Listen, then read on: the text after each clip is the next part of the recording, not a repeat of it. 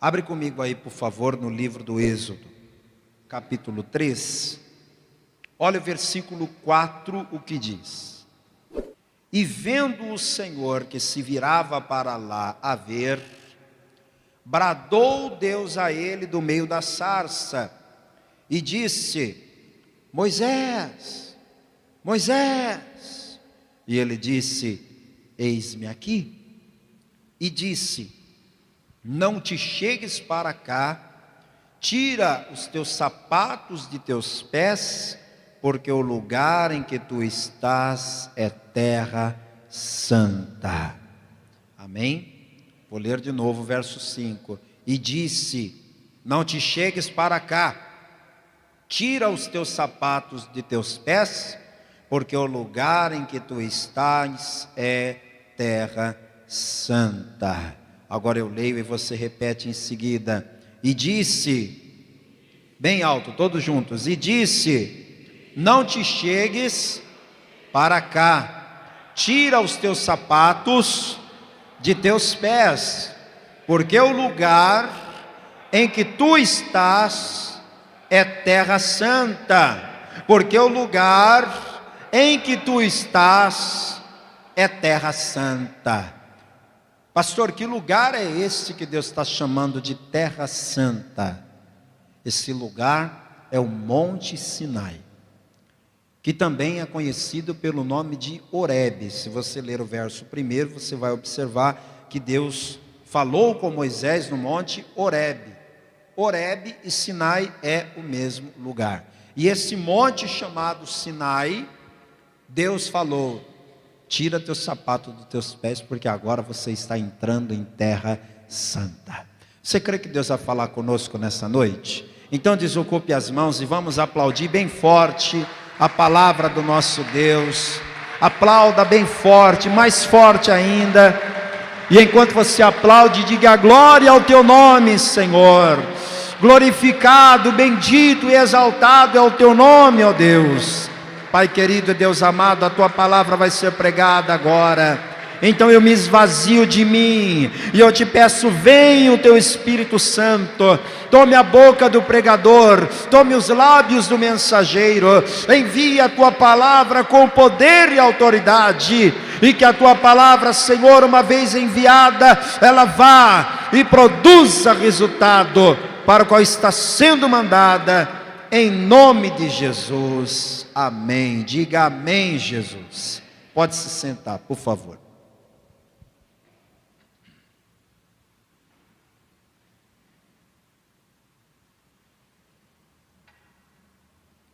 O homem chamado Moisés vai ser um grande homem diante do povo de Israel, mas nesse momento ele era só um pastor de ovelhas. E esse pastor de ovelhas chamado Moisés estava conduzindo as suas ovelhas no meio do deserto do Sinai. O deserto do Sinai fica no Egito. E entre o deserto do Sinai está um monte Sinai. Moisés estava lá andando com as suas ovelhas, procurando água para elas beberem, pasto para elas se alimentarem. E enquanto Moisés andava com as suas ovelhas, ele percebe uma cena que chama atenção. O que é que Moisés viu que chamou a atenção dele? Ele viu uma sarça. Uma sarça, pessoal, é uma árvorezinha, um arbusto mais ou menos dessa altura, como se fosse uma mini árvore, sabe? Tem os galinhos, tem a folhagem. E o que ele viu de diferente naquela sarça? É que a sarça pegava fogo. Só que enquanto a sarça pegava fogo, o natural era que o fogo consumisse a sarça, não é? Se eu pegar álcool, jogar álcool numa árvore e depois atear fogo, não precisava nem jogar álcool, né? Mas só de eu botar fogo numa árvore, quanto tempo você acha que leva para o fogo consumir aquela folhagem, consumir aqueles galhos e acabar com a árvore? Poucos minutos, né? Sendo uma árvore pequena, então rapidamente era para o fogo consumir a sarça. Só que Moisés olhava aquela sarça e via a sarça pegando fogo, mas não se consumia com o fogo. E aquilo que está acontecendo diante dos olhos de Moisés foi uma estratégia de Deus para chamar a atenção dele. Deus, ele é assim, ele é cheio de estratégias. Deus muitas vezes, quando quer chamar a nossa atenção, ele usa várias formas, várias maneiras. Para atrair a atenção de Moisés, ele fez aquela sarça pegar fogo. Mas apesar de pegar fogo, não queimou. Ela queimava, mas não queimava. Ela pegava fogo, mas não se consumia com fogo. E foi por causa da sarça que Moisés se aproximou do Monte Sinai. Moisés não foi no Monte Sinai atrás da presença de Deus. Quem está me entendendo? Ele não foi lá com isso. Ele foi lá para ver aquele espetáculo da natureza. A sarça queimava, mas não consumia. E Deus sabe que muitas vezes as pessoas vêm na sua presença e não estão em busca da presença de Deus. Estão em busca de outras coisas. Deus sabe disso. Deus sabe que tem gente que vem para a igreja que não está em busca de uma experiência com Deus. A única coisa que a pessoa quer é resolver os seus problemas. É verdade ou não é? Talvez você um dia já veio na presença de Deus e você não estava nem um pouco preocupado com a vida eterna, com a salvação, com o seu nome no livro da vida, nem nada disso. Você queria era arrumar um emprego. Aí você viu lá o testemunho de que alguém arrumou um emprego na igreja e falou: eu vou lá pedir a Deus para me abrir uma porta de emprego. Você não estava pensando nas bênçãos espirituais. Outros vieram para a igreja pensando no quê? Eu estou doente. Eu vi um testemunho lá de que uma pessoa tinha uma doença grave, o pastor orou e ela foi curada. Eu vou lá também para Jesus me curar. Outros vieram por quê? Porque tem um problema com o vício. Aí ela viu lá um testemunho de uma pessoa que era viciada também na mesma coisa que ela e disse: eu vou lá na igreja para ver se eu me liberto desse vício. Deus não acha ruim, não. Se engana quem pensa que Deus acha ruim quando alguém vem à sua presença por mero interesse. Não, Deus não acha ruim. Porque essa estratégia é do próprio Deus. É Deus quem atrai o ser humano para a presença dele, seja por qual for o motivo. Moisés não foi para o Monte Sinai para buscar a Deus. Ele foi para o Monte Sinai só para ver o que é aquilo que está acontecendo. Porque que a sarça não se queima. Agora o interessante é que Deus, ele sempre tem um pensamento mais além do que o nosso. A gente pensa assim: eu vou lá na igreja para que Deus me abra uma porta, eu vou lá na igreja para que Deus me cure, eu vou lá na igreja para Deus me dar uma bênção. Mas quando você chega na igreja, Deus te dá a bênção que você estava querendo e faz na tua vida uma obra muito maior do que você estava imaginando. Moisés vai ver de perto aquela cena? Vai. Só que muito mais do que isso, ele vai descobrir qual era o propósito da sua vida. O propósito da vida de Moisés vai ser revelado aqui, neste momento, ali no Monte Sinai. Eu não tenho muito tempo para te contar a história de Moisés, então eu tenho que ser objetivo na conversa que Deus vai ter com Moisés lá no Sinai. Mas antes de Deus falar com Moisés, Deus dá uma orientação. Deus dá uma orientação, que está aqui no versículo 5. E disse: não te chegues para cá, tira os teus sapatos de teus pés, porque o lugar em que tu estás é terra santa. O que é que Deus está querendo ensinar para Moisés? A ter reverência na presença de Deus. E esta é uma lição que todos nós temos que aprender. Diga: eu preciso ter reverência na presença de Deus. A gente não pode deixar que a nossa intimidade com Deus, A gente tem que ser íntimo de Deus, sim. Nós temos que buscar a Deus ao ponto de termos intimidade com Ele. Só que a geração atual está invertendo, está confundindo a liberdade que Deus nos dá, a intimidade que a gente alcança com Deus, com a falta de reverência. Isso é uma linha muito tênue, que separa uma coisa da outra. Uma coisa é você ser íntimo de alguém, outra coisa é você ser desrespeitoso com esse alguém. Por exemplo, se você é pai ou mãe, você sabe que o teu filho, a tua filha, é íntimo de vocês. Os meus filhos são íntimos meus. Eles são meus filhos.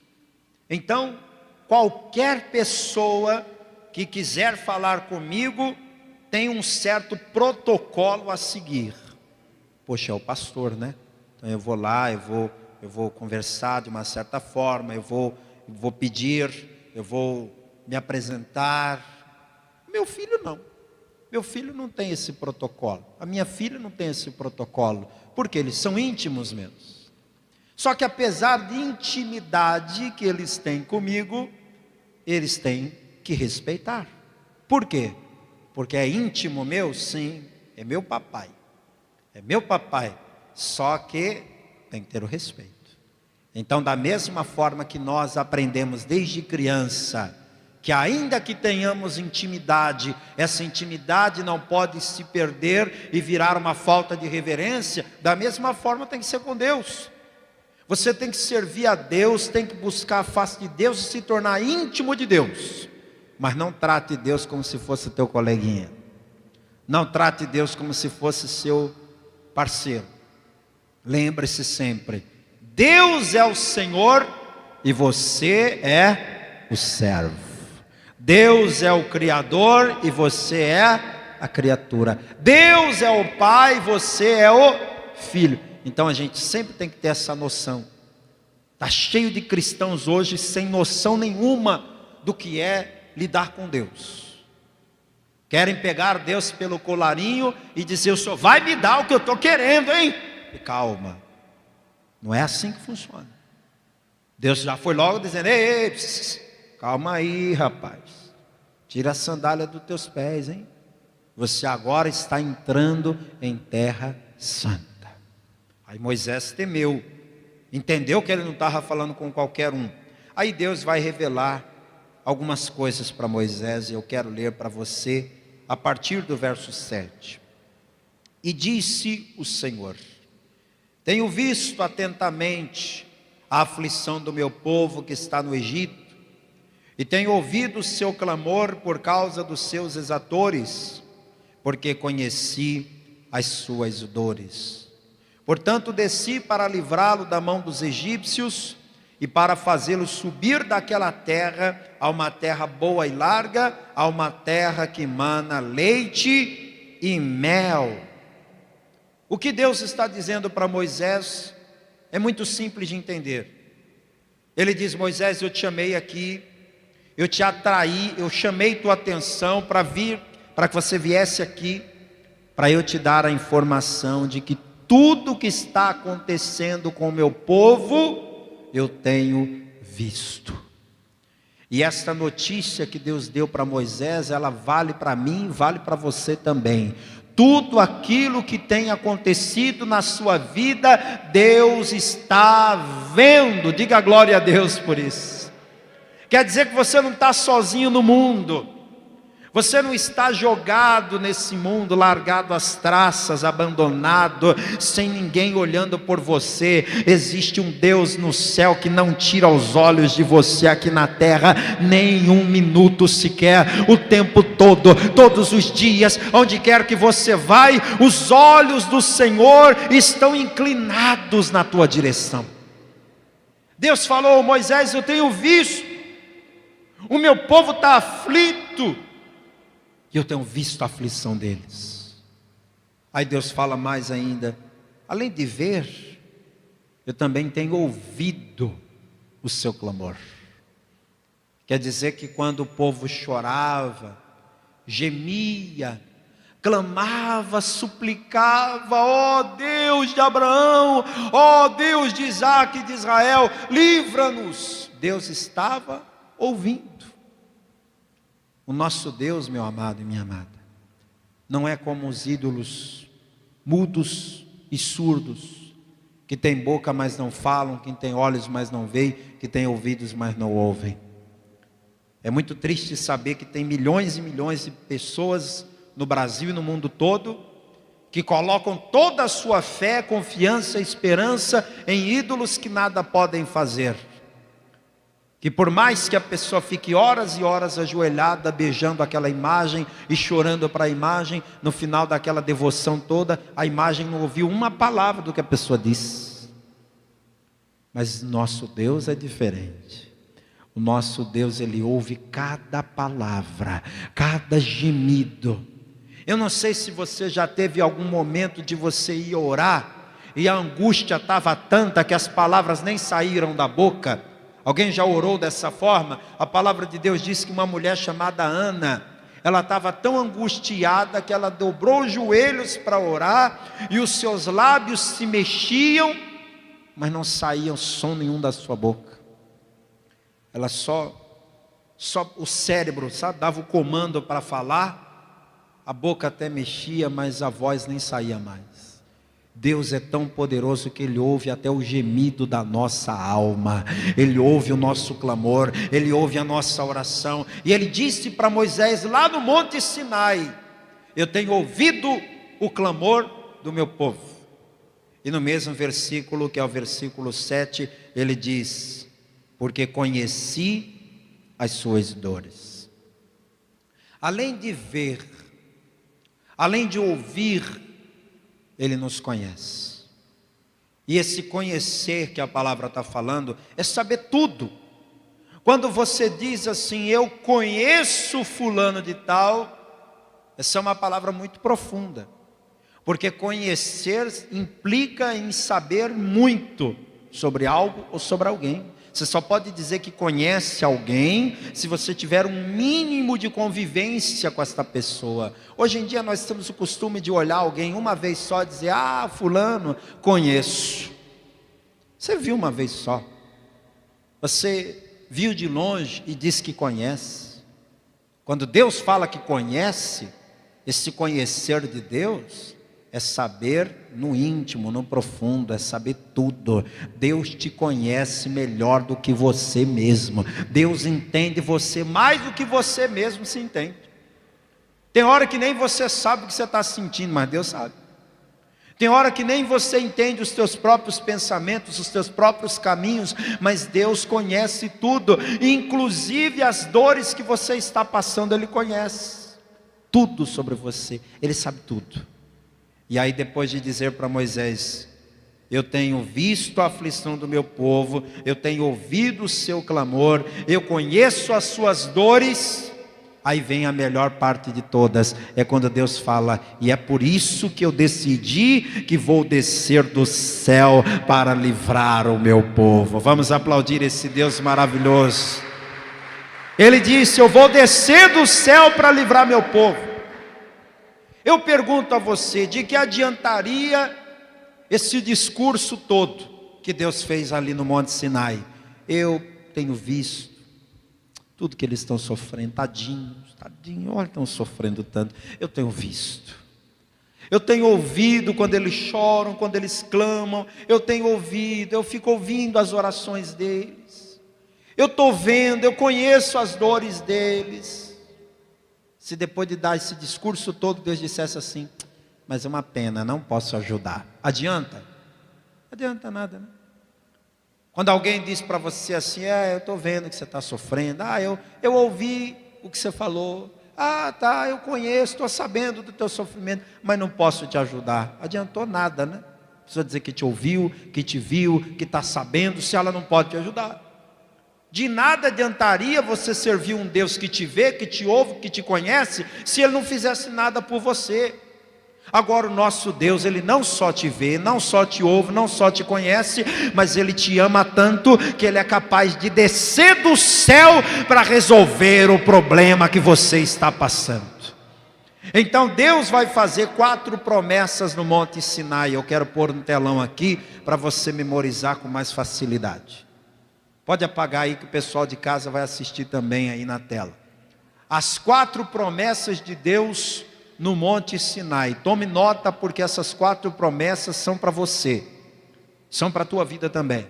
Primeira promessa, aí tá bom, pode deixar assim: Ele verá a sua aflição. Diga bem alto: Ele verá, mais alto: Ele verá a minha aflição. Qual que é o texto que está ali? Salmo 34, 19. Se Deus está dizendo que vai contemplar e ver a nossa aflição, ora, tudo que Ele fala, Ele cumpre. Está escrito no Salmo 34, 19, que muitas são as aflições do justo, mas o Senhor o livra de todas. Qual que é a tua aflição hoje? Por que você está aflito? Por que você está aflita? Às vezes alguém está desempregado, e quando a pessoa fica desempregada, todos os bancos dizem assim: já que você está desempregado, nós vamos suspender a cobrança do cartão de crédito, vamos suspender a cobrança do financiamento, vamos suspender a cobrança do empréstimo, porque você está desempregado, e a gente entende, não é? O banco faz isso? Faz? Não, né? Mesmo a pessoa desempregada, o banco manda o boleto do mesmo jeito. É assim ou não é? Aí a pessoa não está trabalhando, não tem dinheiro para receber, mas o boleto chega no dia do vencimento. E aí, como é que faz para pagar? A pessoa fica aflita.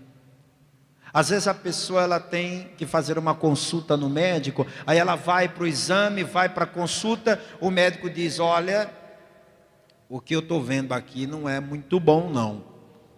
Nós vamos estudar mais profundo, vamos fazer uma biópsia, vamos fazer mais um exame mais detalhado, mas tudo indica que é câncer. A pessoa sai dali tranquila, numa boa? Ela fica aflita. Se o médico diz: ó, vamos ter que operar, a pessoa fica aflita. Pode ser uma cirurgia simples, mas ela fica aflita.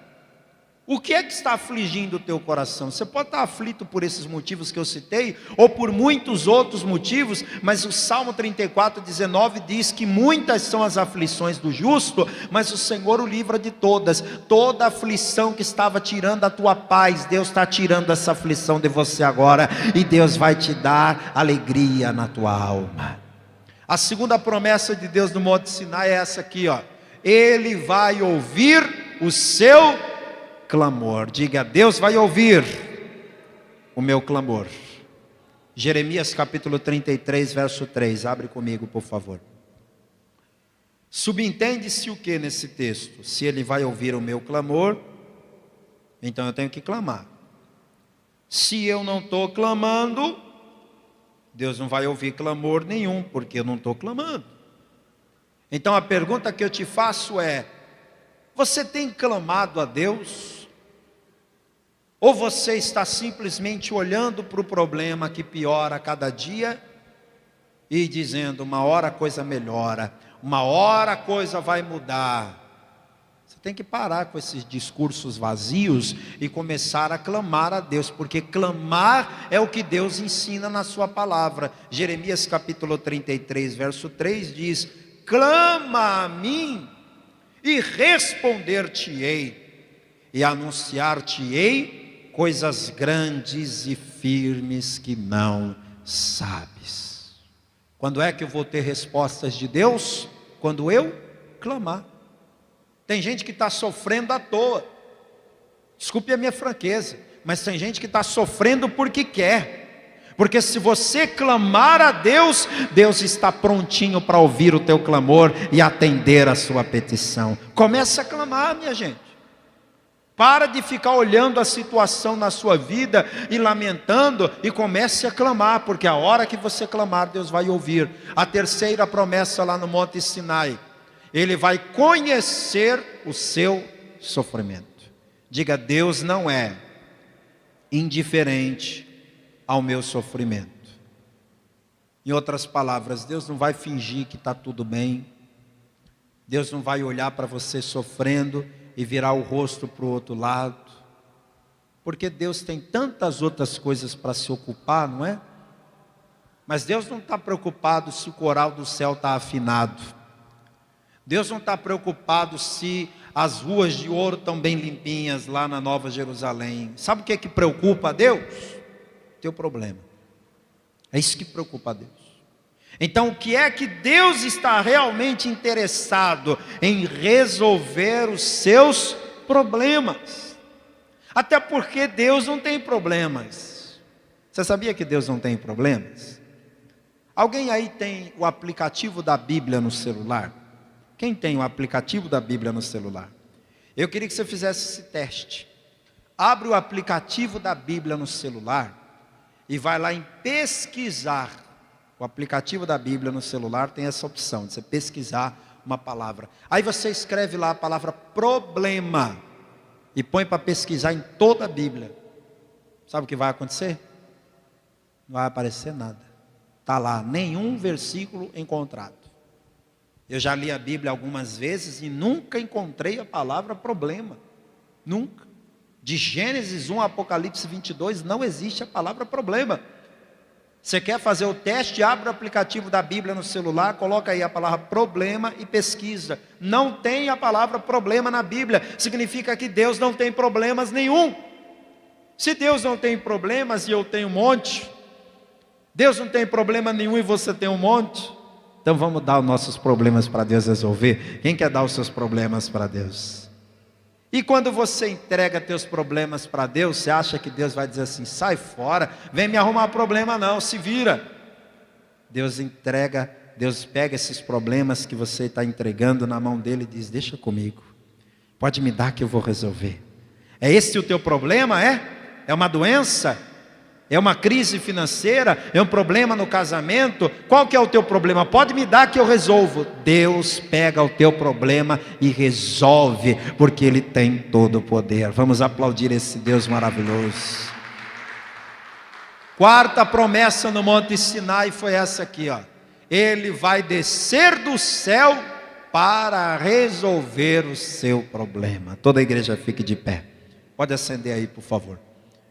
Deus vai descer do céu para resolver o problema. Ele fez isso por Moisés e pelo povo de Israel. Se você for olhar na palavra de Deus, nos próximos capítulos do livro do Êxodo, você vai perceber que a partir daquele dia que Deus falou no Monte Sinai, eu vou descer do céu para resolver esse problema, Ele falou e Ele cumpriu. Vieram as pragas do Egito, e depois das pragas do Egito, o povo de Israel saiu do Egito e saiu restituído de tudo que eles haviam perdido naqueles 400 anos que permaneceram lá. Deus, quando fala que vai fazer, Ele faz. Aí eu te pergunto, Deus se manifestou no Monte Sinai para falar com Moisés? Por quê? Por que Deus escolheu o Monte Sinai para falar com Moisés? Será que Deus escolheu o Monte Sinai para falar com Moisés e prometer essas 4 coisas? Porque o Monte Sinai é um monte muito alto, será? Será que foi por isso? Não. Porque se Deus quisesse escolher um monte alto para falar com alguém, Ele teria escolhido o Everest, né? O Everest é o monte mais alto do mundo, quem sabia disso? É o monte mais alto do mundo. O Monte Everest, eu anotei aqui, ele tem 8.848 metros de altura. Fica lá na cordilheira do Himalaia, ali entre o Nepal e o Tibete. Lá naquela região lá do Buda, sabe? Se Deus quisesse impressionar alguém com um monte muito alto, Ele tinha aparecido lá no monte lá do Himalaia, lá no Everest. Só que Deus não foi falar com Moisés no Monte Sinai procurando isso. Se Deus quisesse falar num monte muito famoso e bonito, Ele teria escolhido o Monte Fuji lá no Japão. que é um monte bonito demais. Depois você dá um Google lá e coloca imagens do Monte Fuji, você vai ver que monte bonito, tem um vulcão, assim, uma coisa linda, um negócio extraordinário, esplêndido. E o japonês é muito inteligente, criou mirantes em volta do Monte Fuji. Então, mesmo que você não seja um alpinista, você consegue ir lá no Japão e fazer uma foto bem feita do Monte Fuji. Muito legal. O dia que você for lá no Japão, tira uma foto lá do Monte Fuji e me manda, tá? Mas Deus escolheu o Monte Sinai por quê? Porque era o mais alto? Não, se Deus quisesse o mais alto, Deus tinha escolhido o Everest. Porque era o mais bonito, mais famoso? Não, se Deus quisesse isso, Ele tinha escolhido o Fuji no Japão. Ou então vamos dar valor aqui à nossa terra, né? Deus teria escolhido o Pico da Neblina lá no Amazonas, que é aquele monte mais alto do Brasil. O Pico da Neblina, ele mede 2.995 metros, e não dá para ver o pico exatamente por causa da neblina daquela região do país, mas é um monte muito bonito. Por que Deus não falou de outro lugar? Por que no Monte Sinai? Porque a resposta é simples. Deus escolheu falar com o povo no Monte Sinai, porque era ali na região do Sinai que o povo de Deus estava sofrendo. E Deus vai se manifestar aonde o seu povo está. Repita comigo: Deus se manifesta aonde o seu povo precisa. Onde é que o povo de Deus estava precisando de socorro? Lá na região do Egito, lá na região do deserto do Sinai. Então foi lá naquela região que Deus se manifestou. Se o povo tivesse sofrendo lá no Japão, aí Deus tinha aparecido lá no Monte Fuji. Se o povo que estava sofrendo, estivesse sofrendo lá no Amazonas, aí Deus ia falar lá no Pico da Neblina. Mas como o povo estava sofrendo no Egito, então Deus escolheu o monte mais alto daquela região, chamou a atenção de todos para falar o que ele tinha para fazer. O que isso prova? Que quando você levanta os teus olhos para os montes e clama a Deus de qualquer lugar do mundo, isso vale para nós aqui no Brasil, isso vale para os irmãos que estão em outras partes do mundo. Quando a pessoa levanta os olhos para o céu, como disse o salmista lá no Salmo 121, elevo os meus olhos para os montes e me pergunto: de onde me virá o socorro? O meu socorro vem do Senhor que fez os céus e a terra. Onde a pessoa precisa da ajuda de Deus, ali Ele se manifesta para curar, para libertar, para transformar. Quantos de vocês aqui já entregaram a vida para Jesus? Levante a mão que eu quero ver. Quem já entregou a vida para Jesus? Já fez isso? Pastor, eu ainda não fiz. Está esperando o quê? Está perdendo o seu tempo? Jesus te dando a oportunidade da salvação, e você aí em cima do muro: outro dia, outra hora. Hoje é o dia. Essa é a hora, esse é o tempo de Deus para salvar a tua alma. Se tem alguém nesta reunião que ainda não entregou a vida para Jesus e quer entregar agora, levante a sua mão que eu vou orar por você. Pastor, eu quero entregar minha vida para Jesus, eu quero receber a Cristo como meu Senhor e Salvador. Tem alguém? Não? Então vamos fazer o seguinte: o pastor Felipe já recolheu os pedidos de vocês, ou ele só entregou para vocês preencherem, hein? Como é que foi? Passa aí, obreiros, recolhendo para mim, por favor. Já recolheu? Já está aqui então? É porque aqui tem tanto pedido, olha isso. Isso aqui tudo, ó. Tem mais pedido aí? Pode me dar aqui.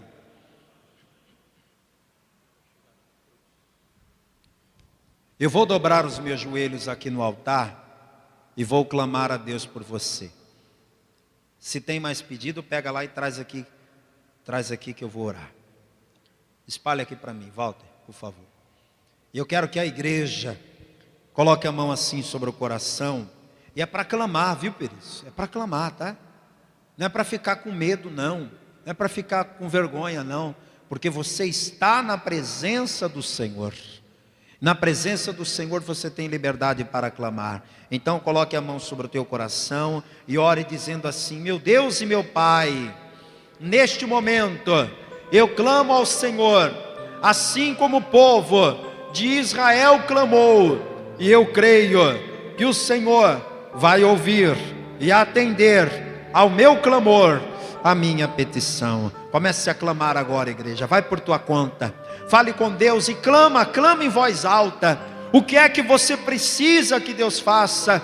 Qual é o clamor que você precisa colocar diante de Deus agora? Senhor nosso Deus e Senhor nosso Pai Todo-Poderoso, meu Pai querido, meu Deus amado, a tua palavra disse que o povo de Israel estava sofrendo no Egito, nas garras do mal Faraó. O exército de Faraó o tempo todo estava lá castigando, oprimindo, batendo, fazendo o teu povo sofrer, fazendo o teu povo chorar. Ah, meu Deus, a aflição era muito grande. O clamor do teu povo subiu até os teus ouvidos. O Senhor apareceu para Moisés lá no Monte Sinai e fez 4 promessas. O Senhor disse que estava vendo a aflição daquele povo, e da mesma forma que o Senhor viu a aflição do povo lá no Egito, o Senhor também está vendo a aflição desse homem. O Senhor está vendo a aflição desta mulher que ora comigo agora. Aqui nas minhas mãos, aqui debaixo dos meus joelhos, tem centenas de pedidos de oração, ó Pai, de pessoas que estão vindo aqui na igreja toda sexta-feira, de manhã, de tarde, de noite, e clamando por Ti, ó Pai. O Teu povo está clamando porque confia na Tua palavra. O Teu povo está clamando porque sabe que Tu és o Deus que vê, que conhece, que ouve e que desce do céu para atender o clamor da Tua igreja, para atender o clamor do Teu povo. Ó Deus de Israel, Deus de Abraão, Deus de Isaque, eu invoco a Ti agora, eu clamo por Ti agora, meu Pai. Tira esta mulher desta aflição que ela está vivendo. Tira este homem da aflição que ele está vivendo. A aflição que esta pessoa está passando talvez seja o fato de ele estar doente e não poder se curar. Esta pessoa, ela está doente, ela toma remédio, não adianta nada. Ela vai no médico, o médico sempre diz que a coisa ainda não evoluiu, que o tratamento ainda não deu certo, mas que vai tentar um outro remédio. Esta pessoa está aflita porque ela sente que está perdendo a sua família, ela sente que o marido está distante, que a esposa está estranha, que os filhos estão andando com más companhias. Talvez a aflição que esta pessoa está passando é a aflição financeira, de não conseguir um emprego, de bater a porta, mas a porta não se abre. Talvez a aflição que esta pessoa está passando é saber que a sua família ainda não serve ao Senhor, e ela quer ver toda a sua casa, toda a sua parentela te servindo. Então, meu Deus, eu te peço, ouve o clamor do Teu povo, atende esta petição que esse povo fez, que esse povo escreveu aqui nesse pedido. Meu Deus, o Senhor prometeu na Tua palavra, o Senhor prometeu que o Senhor ia ouvir o clamor. Eu estou clamando agora, Pai, e eu não estou clamando só aqui no altar, não. O Senhor é testemunha, meu Deus. O Senhor é testemunha de que durante 5 finais de semana eu fui ao monte todo sábado. Eu subi aquele monte, escalei aquela duna para poder clamar pelo Teu povo lá de cima, e eu tenho levado esses pedidos de oração e tenho clamado. E se amanhã o Senhor me der vida e saúde, amanhã eu vou novamente lá naquele monte para clamar ao Senhor. Meu Deus, o Senhor disse: clama a mim que eu te responderei. Então me responde, meu Deus, responde o clamor desse povo, faz o que esta pessoa está lhe pedindo se tornar realidade. O Senhor prometeu, meu Pai, que iria conhecer o sofrimento. O Senhor prometeu que não iria ficar indiferente. Então veja o sofrimento desta pessoa, veja a angústia desta alma ferida, magoada, triste, deprimida. Veja, meu Pai, tudo que está acontecendo na vida desta mulher, deste homem. O Senhor prometeu que iria descer do céu para livrar o Teu povo, descer do céu para resolver esse problema. Meu Deus, já chega de tanto esperar, já chega de tanto tempo com esse mesmo problema. Tem gente aqui que está com o mesmo problema há 1 mês, há 1 ano, há mais de 1 ano, ou alguns aqui já têm o mesmo problema há vários anos. O povo de Israel estava com o mesmo problema há centenas de anos, porque já faziam 4 gerações que o povo estava lá no Egito, e o dia ia passando, o mês ia passando, o ano ia passando, uma geração inteira ia se passando, e o problema não era resolvido. Meu Deus, eu quero que o Senhor coloque um basta, eu quero que o Senhor coloque um fim nos problemas antigos que esta pessoa está vivendo. Meu Deus, nós estamos chegando na 7ª semana, e antes que complete estas 7 semanas de campanha, eu quero que o Senhor desça do céu e resolva este problema que esta pessoa está lhe pedindo, porque quando esse problema for resolvido, quando esta causa for solucionada, meu Deus, aí o teu nome será glorificado. Igreja, levante as mãos e comece a cantar, comece a adorar a Deus, porque Ele é digno de ser adorado, Ele é digno de ser exaltado. Quando você canta, quando você adora, quando você exalta Ele, Ele te ouve, Ele recebe a tua adoração, Ele recebe o teu clamor. Isso, vai adorando, vai glorificando a Ele. Levante as tuas mãos, vai falando línguas estranhas, vai bendizendo e exaltando ao Deus Todo-Poderoso. Oh, aleluia, aleluia, aleluia. Tu és santo, ó Deus, tu és bendito, tu és exaltado, nós te glorificamos. Oh, glória.